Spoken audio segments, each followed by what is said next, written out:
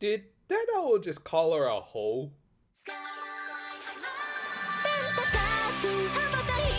We opened this Christmas episode with Mashio Skyping her parents, who of course were still abroad even during the happiest time of the year. Granted, with their daughter's current issues, maybe that was for the best.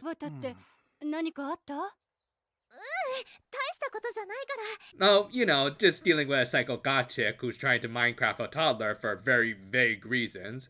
Oh, so just another day in Tokyo, I see. Sadly, yes. But yeah, she and the rest of her team were also going to be away from the town during the holidays to help set up Tsubasa's barrier. Thus, Ageha had to send the nursery school a notification that she'd be away during the holidays, and I swear, until I saw her face, I really thought this teacher was Tsubasa. Like seriously, am I the only one who thought their voices sounded really similar?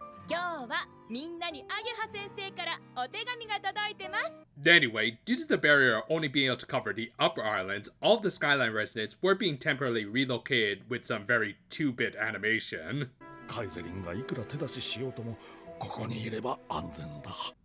Yeah, that's nice and all, dude, but why is there a big flag being raised in the middle of the kingdom? But yeah, I'm guessing this is kind of like an allegory to the Japanese of needing to move to safer locations during disasters. As a result, they also did recreate the feeling of unease that would result each time that L took notice of. Meanwhile, Sora was adding one last entry into her hero journal. Yeah, you wrote in it so much that we barely saw you write anything throughout the season. Yeah, just chalk that up as another one of the show's many underutilized plot points. Anyway, Tsubasa deployed his barrier successfully, whilst I think the people of Skyland got their holidays mixed up. Regardless, it was successful, and everyone was safe from anything outside the barrier. Okay, so everything's fine as long as there's no traitors on the inside, right? Well, possible Benedict Arnolds aside, L was still barred that everyone was uneasy from being forcibly evacuated from their homes. Thus the Precure decided to cheer them up with some of that good old Christmas spirit, or as has been so often the case with the show, Skyland's anagram version of the holiday called Surikumas.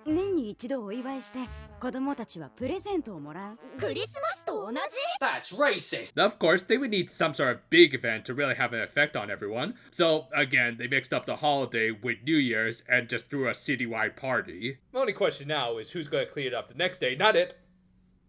Safe. And I will say, it was a little interesting to see the Precure's friends and family getting in on helping set up, if only to give them a little bit more of a role in the show. Granted, not everyone was just doing it out of the kindness of their heart.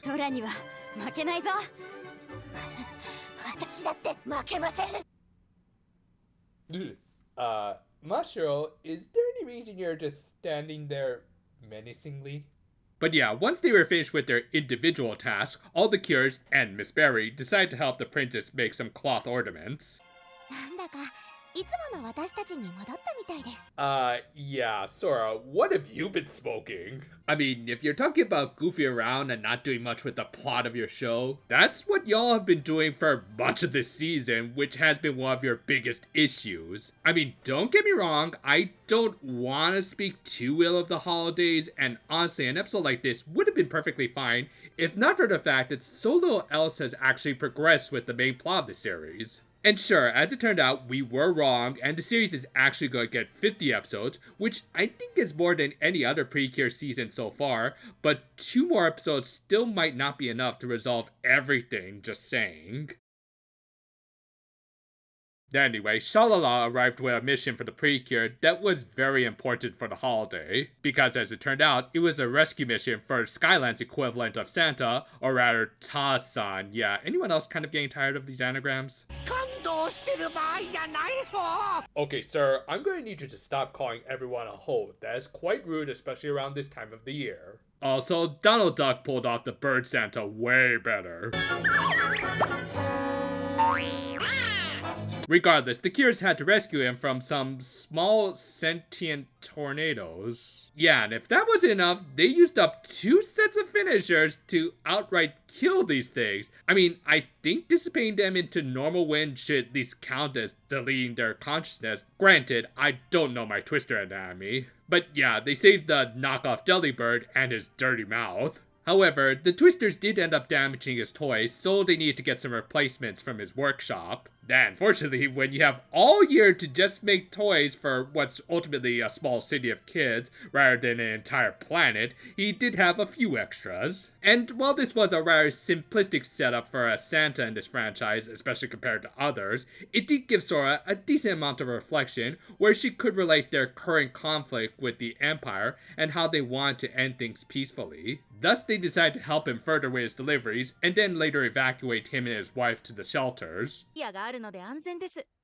わしらがターさんであることは内緒じゃほ。As long as you promise never to do that creepy neck thing ever again.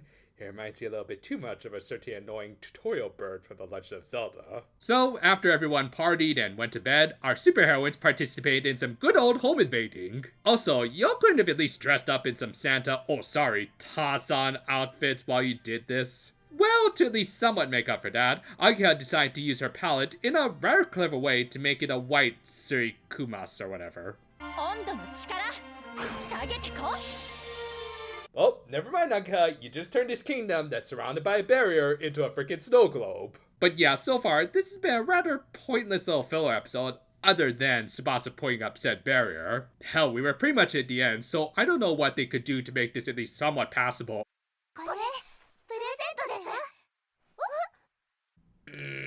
Okay, at the very last minute, you at least became kind of good. Yeah, maybe it's because we've been kind of starving for Sora Mashi shipping recently, or more likely we just kind of need a palate cleanser after Otana. Don't worry, we'll get to that soon. However, this is still a very meaningful exchange, as one, it did call back to the second episode, when Masho bought the journal for Sora, in spite of originally wanting to buy one for herself, and two, earlier in the episode, they did very nicely foreshadow Masho buying another journal for her waifu, because she knew her well enough that she might be running out of pages. It was not only a very cute scene, but also likely very important, as this will probably be the last gift these two could exchange as we approach the end of the series. And with that, the episode ended with what I think was supposed to be a big hook for the next episode, as this show is going to be taking a break next week for New Year's, with Elle seemingly achieving a full teenage form. Whoop-de-doo! As I said, I'll try not to be too negative with a Christmas episode of all things, but yeah, a lot of this was pretty unnecessary. Really, they could have cut most of this episode, except for, of course, Tsubasa putting up his barrier, and that ending, which would have left them enough room for at least half of the next episode. Hell, if they still wanted to do a Christmas episode, all they really needed to do was keep that Sora/Masho scene, as that would still qualify this as a Christmas episode, the same way A Few Ornaments qualifies this as the greatest Christmas movie ever. Now, as we said many times already, the things that have really held the show back has been its lack of build for both their setting and villains. We basically went over what's wrong with the latter over these past few weeks, but Skyland is just as, if not more boring than anything associated with the baddies. And sure, there have been flecks of interesting lore very occasionally, but otherwise, their main gimmick has just been anagramming a ton of things that just so happen to be similar to stuff in our world, with little actual creative variation, other than Santa being a bird rather than a kick-ass killer robot. Thus, it's just not all that interesting to see the Precure hang out with Hootie the Owl, especially when at this point, they really should be concentrating on tying up the show's many loose ends, even with 2 more episodes than we originally thought. And sure, I can't say this episode was inappropriate for the season, but I can say it was wasteful when previous series have been able to use their Christmas episodes as a much bigger jumping off point for their respective final arcs. It would have been interesting if we had gotten a real cliffhanger like those seasons, but I guess the show has kind of used up most of its quota. Because really, the ending here is likely going to be covered in the next episode, so it's nothing more than just a cheap hook. And as a result overall, while I can't and really don't want to say I dislike this Christmas episode, especially when it had that great Sora Mashi scene, it is also mostly just another pointless filler episode, which this show has had more than enough at this point. In the words of Ebenezer Scrooge, we would have been better off if they had just done away with this and decreased the surplus filler population. Still, as always, we do hope that y'all have a happy holidays. Whatever you celebrate, I think we can all agree this is a season where we should just appreciate being able to exchange gifts with our loved ones, especially through some nice seasonal discounts that you took advantage of this year, and might have bought a few things that you didn't really need. Or is that just me? Well, anyway, look forward to all of our future videos. Until next time, though, for now, my friends, and, oh, sounds like Santa's here. Alright, everyone, standard procedure. Let's get those flash doors up.